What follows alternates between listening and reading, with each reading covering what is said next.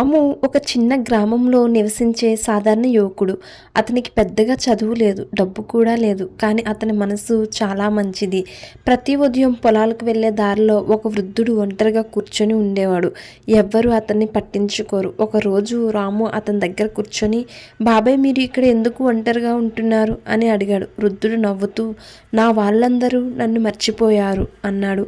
ఆ మాటలు రాము మనసును తాకాయి.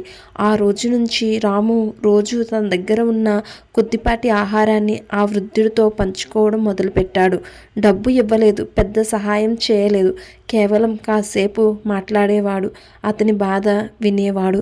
కొన్ని నెలల తర్వాత ఆ వృద్ధుడు అనారోగ్యంతో చనిపోయాడు. గ్రామస్తులందరూ ఆశ్చర్యపోయారు. ఎందుకంటే ఆ వృద్ధుడి పేరున రాముకి ఒక చిన్న భూమి దానం చేయబడింది. కానీ రాము ఆనందపడలేదు. ఆయనకి చివరి రోజుల్లో ఒంటరితనం లేకుండా చేశానంటే చాలు అని రాము సంతోషించాడు. ఈ స్టోరీ వల్ల మనకు తెలిసిన మోరల్ ఏంటి? డబ్బుతో కాదు, మనసుతో చేసిన సహాయమే నిజమైన సంపద. Please subscribe.